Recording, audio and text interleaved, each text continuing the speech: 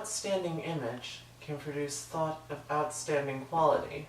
In this sense, it is valid to state that images possess the character of language, says Shigen Morikoen. A photograph has the power to interact with the mind to catalyze thoughts. Unless a picture is really straightforward or dull, one can learn a lot from looking at a photograph, especially photography from historical events. Since we process the world through language, we interpret photos based on the words we know. Now let's get right into it. But before I start looking at pictures of Tokyo, I want to go ahead and explain a little bit of the history of Tokyo. Now, here, what is before you is a general photo of Tokyo. It's known as the modern metropolis. According to Encyclopedia Britannica, Edo has been Japan's largest city since the 17th century. Two of the biggest disasters that Tokyo has experienced in recent history is the Great Kanto earthquake of 1923, which I'll show you a photo of the aftermath. What we're going to focus on in this video in particular is the Tokyo firebombing, which happened in 1945. It's been essentially destroyed. So let's move on to the first photo analysis, and that is this one right here. I'm going to start with a quote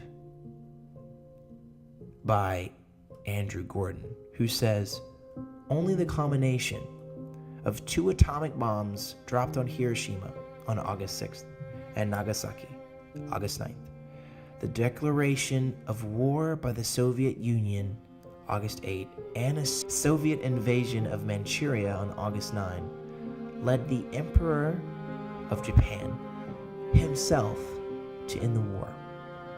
And that was said by this guy. It's pretty cool, but that's besides the point. This sentence right here: targets successfully bombed as planned. I think that this is representing the darkness that came not only physically, but just emotionally. If you think about the quote, Japan really was trying to show the world that it was on top, it wasn't going to back down to a war, it was going to succeed economically. And this black spot is just showing that Japan had failed in that for a while before the Reconstruction period. So here we are at a cartographic map. The structures that are highlighted in red were targets that were to be destroyed, depicting a living city of people as a map of buildings and structures makes it seem inhuman. Therefore, these inhuman cartographic maps were used to destroy the vulnerable areas of Japan.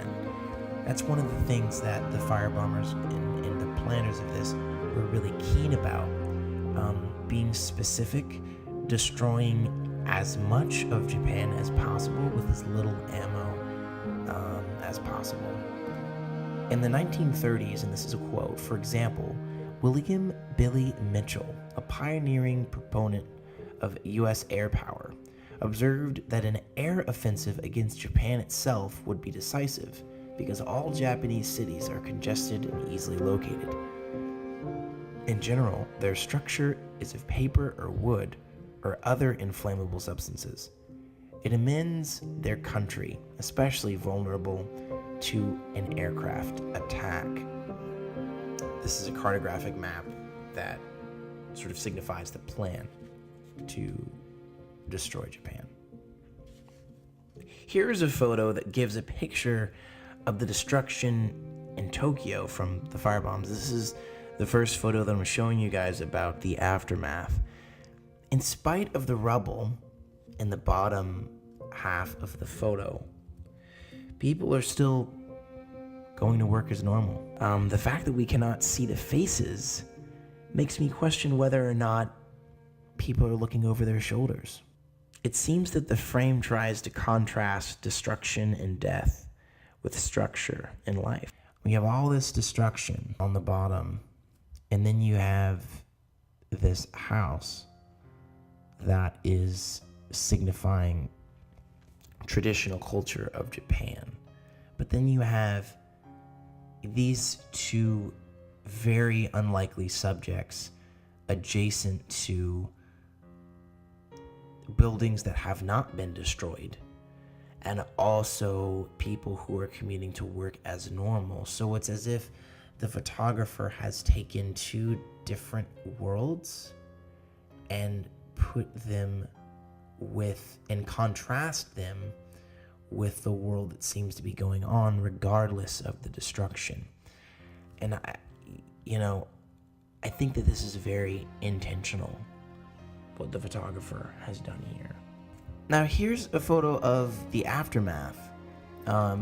This is Tokyo, and this is Hiroshima.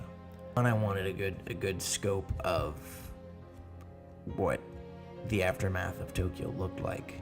But I also think it's interesting to compare it with the photo of Fukushima, because Tokyo has experienced a similar sense of destruction. 1964 is the first year that the Shinkansen, the bullet train in Japan, had been developed. It's a track that connects Tokyo to Osaka. And this is one of the signifying photographs that show Japan has reinvented itself at this point. This photo shows Tokyo Bay in 1967 and depicts a revolutionary cultural center with trade in the sea and development in the city. Japan has changed. Transportation is everywhere. Roads and trains can be seen near the edge of the water. You can see that they're traveling. I think in this photo it's showing that there's a lot of economic development, because they're trading their ships. Some of these looks like trading ships. If you zoom in a little bit to the sides of the bay, you can see that there are just so many buildings here, and you got trade, you have development.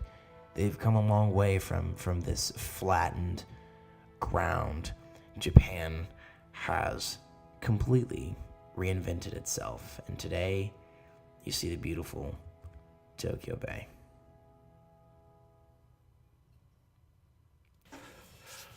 The crippling of Fukushima Daiichi nuclear power plant is a relatively new development in Japanese history. It began on March 11, 2011, when a 9.0 earthquake and tsunami hit the Tohoku region, damaging the power plant. This first picture from Al Jazeera was taken outside of Sendai while the tsunami hit. It covers the highways in this region with a massive deluge of water, creating almost a blanketing effect over the landscape. In contrast with the rubbly debris that covered Tokyo after the firebombing, this water-like blanket is almost smooths over the region, like butter over bread. This contrasts a lot of the usage of water in history, since in the past, water was often used as a point of attraction for an area. It was used for ports, commerce, as well as just being part of the landscape to draw people in. It is clear from the events of March 11, 2011, that water can be both a constructive and destructive force. This next picture, also from Al Jazeera, was taken from an unspecified area that was affected by the nuclear disaster. It depicts a massive crowd of people being suddenly evacuated in the wake of the crisis. Unlike the picture that depicted people trying to get back to their normal lives in firebound Tokyo, this picture provides a completely different perspective into the lives of those affected by the disaster, depicting the people as greatly distraught and confused, like they have no control over anything. The differing reactions to a wartime disaster and a naturally caused man-made disaster demonstrate a surprisingly strong level of attachment to the urban space with the Japanese people. The main question that arises from this incident is as follows. How can humanity monitor something that is invisible and likely to stick around for generations to come, like the radiation that was released from the power plant? This question draws out the fear of the unknown from many. In addition, the fact that this disaster is constantly evolving and changing adds to this fear. This picture, taken by David Guttenfelder, depicts a greatly damaged section of the currently defunct Fukushima Daiichi nuclear power plant. The most immediate observation of this photo is that there is no semblance of humanity within its frame. The entire frame is filled with just a section of the destroyed power plant. However, it is what cannot be seen that gives this picture its context. This picture, like that of the evacuating people, plays with a sense of scale. However, this picture uses scale differently, zooming in on only a small portion of the damage to demonstrate the gravity of the problems that this damaged power plant has caused. Considering that the destruction of the power plant resulted in massive amounts of harmful radiation leaking out into the area, many cities in and around Fukushima Prefecture have been evacuated. Namiya, for example, is one such case. Because it is only 6 miles from the disaster site, its entire population had to be evacuated. As you can see in the photo, the tsunami and earthquake caused surprisingly minimal structural damage from an exterior perspective. However, it is the radiation in the air that cannot be seen that has caused this entire population to have to be vacated. The disasters that have afflicted Japan in the past seem to occur cyclically, with periods of repair and development beginning as far back as the ancient period with the depiction of the burning of Nara in the Tales of the Heike. Although the firebombing of Tokyo fits this description, the disaster of Fukushima has yet to completely shape, and from what has currently been revealed, it seems like Fukushima doesn't fit into any of these old conventions at all. This final picture was taken by Takeda Shinpei in a photo set titled Trace. For this photo set, Takeda takes samples of soil from areas affected by the Fukushima disaster and encloses the radioactive soil in a light-tight container to make images on photographic film. The entire set has 12 pictures, each picture depicting a different area that was affected. This particular photo is taken from soil near Lake Hayama in Fukushima Prefecture. Like many other photos that have already been shown, Takeda plays with scale, using the small soil samples from many different places to demonstrate the scope of the entire disaster. However, Takeda's photos also add a dimension of time to the disaster. Considering that radioactive elements have very long half-lives, areas that have many bright white or light gray areas depict areas where the radiation in the area is very strong, which means that the areas that the soil has been taken from may not be completely inhabitable for a very long time.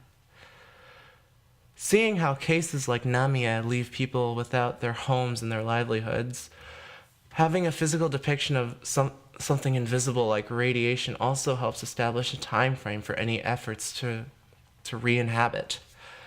Once the gray and white areas are gone from the soil, the area will be safe to live in again.